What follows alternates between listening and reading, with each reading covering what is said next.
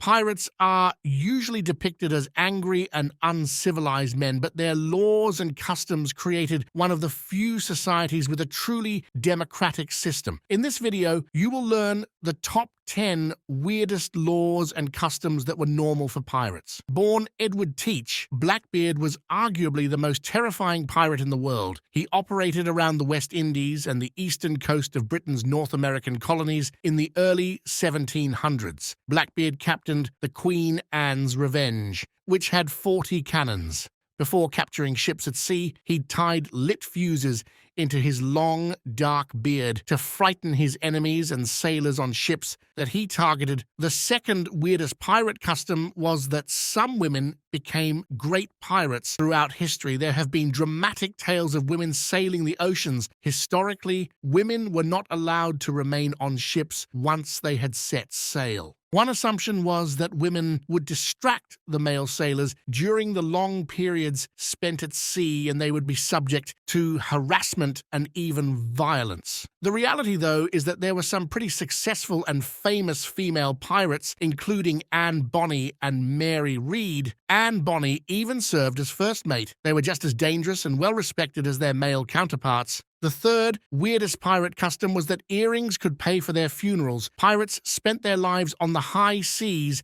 but they didn't want to spend death at the bottom of an ocean. If a pirate ever died tragically, their earrings guarantee that they got a proper burial. It didn't matter if it was gold or silver, the precious metal could be melted down and sold to pay for a casket and other funeral expenses, even if a pirate's dead body washed ashore. Some pirates went so far as to engrave the name of their home port on the inside of the earrings so that their bodies could be sent home for a proper burial. The fourth weirdest pirate custom was that they divided what they stole with everyone on the ship. While pirates were depicted as angry and uncivilized men, their organization was surprisingly structured, especially concerning the division of plunder acquired from raided ships. After successful raids of other ships, they would split up the treasures in a structured way. Typically, crews followed an approach of sharing the plunder's value equally among all members except with the captain. He received a slightly larger portion, rendering pirates some of the wealthier members of society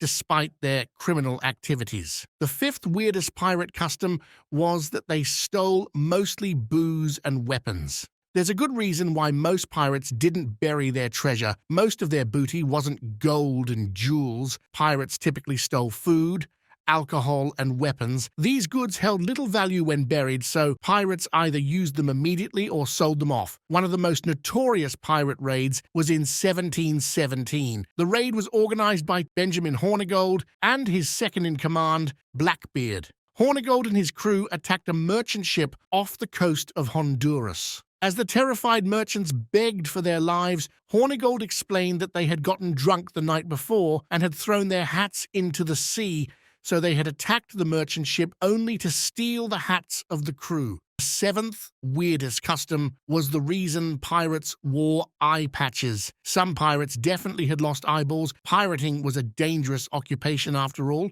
but other pirates wore eye patches for different reasons. Wearing an eye patch allowed a pirate to always keep one eye adjusted to night vision. Pirates spent a lot of time going from the bright light above deck to the darkness below deck, especially when they were raiding ships or defending their own. If a pirate lifted his eye patch before going below deck, he could instantly see, even if there was only a little bit of light. The eighth weirdest pirate custom was the reason that they marooned people. Pirates did actually maroon people on isolated islands. Pirates operated under strict articles that regulated their conduct while at sea. Among the offenses that merited the severest consequence was stealing from fellow crew members or abandoning one's post during battle. The punishment was being marooned. This was the most dreaded of all punishments, for it promised a slow and painful death. Typically, those marooned were placed on an isolated island or a sandbar with just the clothes on their back, a small portion of water, and a weapon. Pirates who were marooned had the option to kill themselves with their weapon, but it was widely considered cowardly.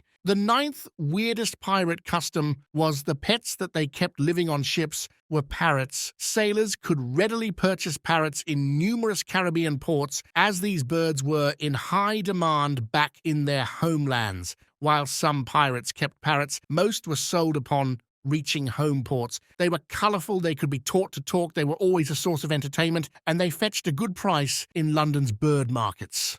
The 10th weirdest pirate custom was the importance of rum. The Royal Navy gave each sailor a daily ration of rum. Rum would have been everywhere in the Caribbean during the golden age of piracy in the early 1700s, as the plantations on most of the islands had sugar, which was the main ingredient of rum. Any ship taken by pirates would have had a large amount of rum. Pirate ships sometimes had very large crews, and there weren't a lot of things to do other than drink rum while waiting to raid a ship. There was testimony at pirate trials stating that everyone was too drunk to do their jobs, which is why they got caught. On several occasions, pirate ships were lost due to drunk crew members running them aground. Pirate captains needed to walk a pretty fine line between keeping the men happy and keeping them sober enough to get the job done. A good captain would have been able to keep the men sober enough to operate the ship, happy enough to stay, and drunk enough